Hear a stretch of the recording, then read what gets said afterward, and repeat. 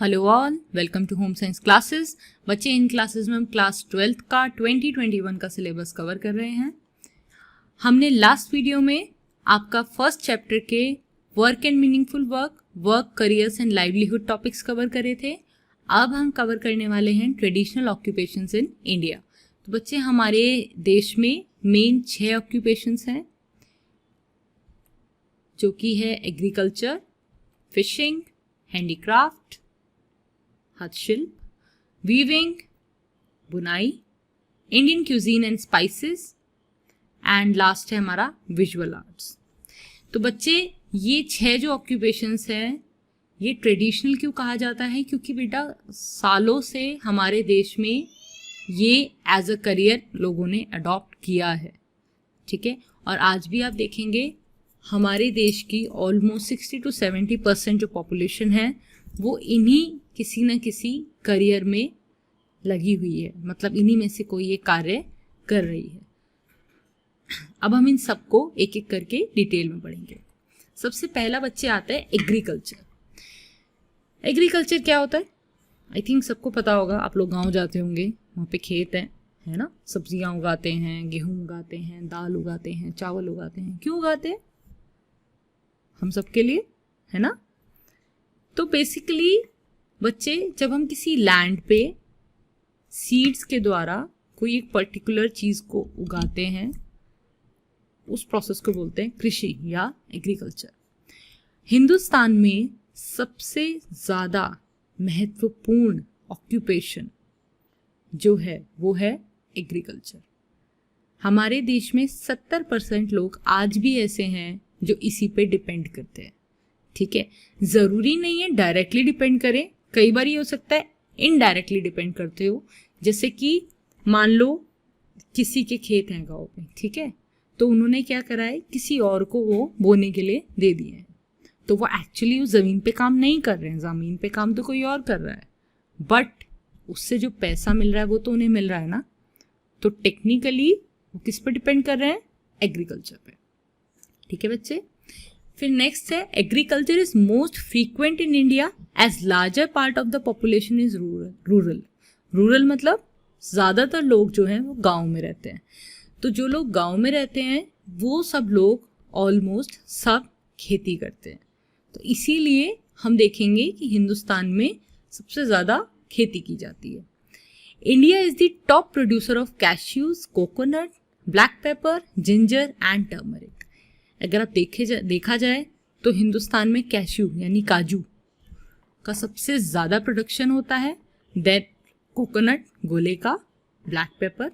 बच्चे, अगर आपने हिस्ट्री पढ़ा हो थोड़ा तो आपको पता होगा कि ब्लैक पेपर को एक टाइम पे ब्लैक गोल्ड कहा जाता था, जो कि सिर्फ इंडिया में पाया जाता था। और शायद इसी की वजह से बाहर के देशों की इंडिया पे नज़र पड़ी और इंडिया में आके उन्होंने चोरी वगैरह करनी सब कुछ इसी के बाद शुरू करी। तो मतलब एक टाइम ऐसा था कि जब ये ब्लैक पेपर है ये सबसे ज़्यादा अबंडेंट हिंदुस्तान में था, सबसे ज़्यादा हिंदुस्तान में पाया जाता था। नेक्स्ट है बच्चे जिंजर।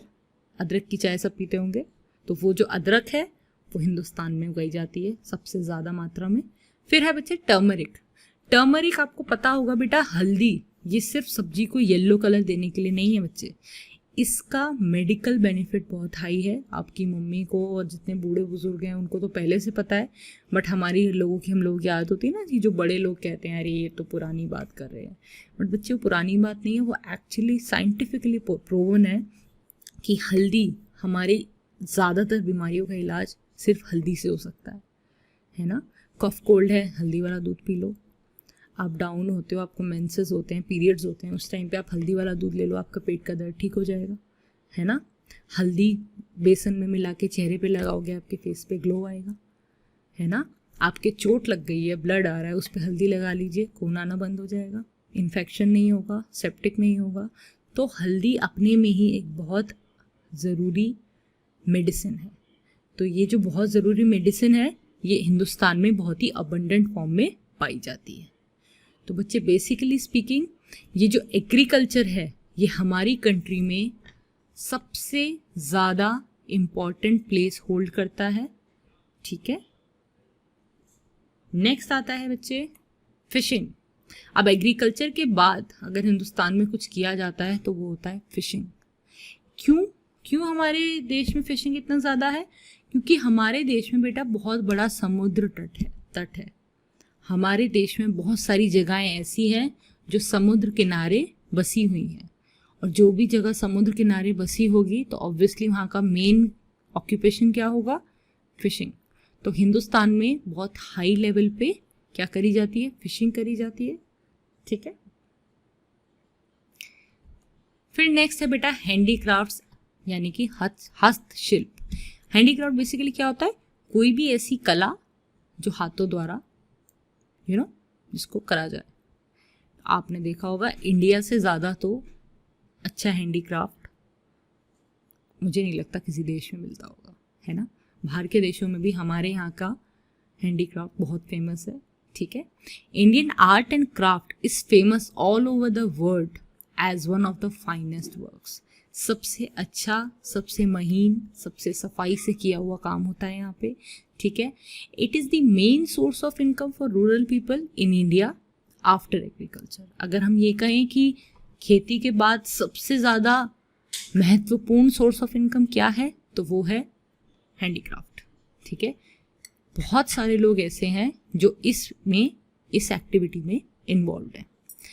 इंडियन हैंडीक्राफ्ट्स इंक्लूड, अब कौन कौन से तरह के हैंडीक्राफ्ट्स होते हैं इंडिया में? एंटीक्स मतलब कोई भी ऐसे कोई मूर्ति बनाना, मूर्तिकार होते हैं ना, भगवान जी की मूर्तियाँ होती हैं या कोई भी पर्टिकुलर मूर्तियाँ बनाना।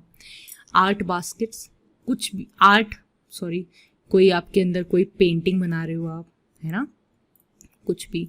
फिर नेक्स्ट है बास्केट्स, यहाँ पे देखिए लेडीज़ बास्केट्स बना रही हैं। फिर है पेपर मैशे बेटा आपको गाँव में ध्यान होगा, न्यूज़पेपर को डिप करके फिर उससे टोकरी बनाते हैं, है ना, गांव में बहुत बनाते हैं लोग। फिर सिरेमिक को यूज़ करके हम कोई सुंदर सुंदर मूर्तियाँ बना सकते हैं, पॉट बना सकते हैं, गमले बना सकते हैं। क्लॉक मेकिंग, एम्ब्रॉयडरी करना, ब्लॉक प्रिंटिंग, आपके सूट साड़ियाँ होती हैं, दुपट्टे होते हैं ब्लॉक प्रिंट वाले। फिर डेकोरेटिव पेंटिंग्स ऐसी जिसके ऊपर कुछ ना कुछ लगा हो, मीना वीना का काम हो, कुछ चमकीली वगैरह इस तरह का कुछ लगा दें उस पर। ठीक है। फिर ग्लास वर्क बहुत फेमस है। फिर फैब्रिक, अलग अलग तरह के फैब्रिक्स बनाना, फर्नीचर बनाना, गिफ्ट्स, होम डेकोर, ज्वेलरी आपने देखा होगा, आप लाजपत नगर मार्केट चले जाइए, या अगर आपको और बेटर जाना है तो आप राजस्थान चले जाइए, you will get tremendous amount of jewellery over there, और बहुत ही ब्यूटीफुल ज्वेलरी बच्चे।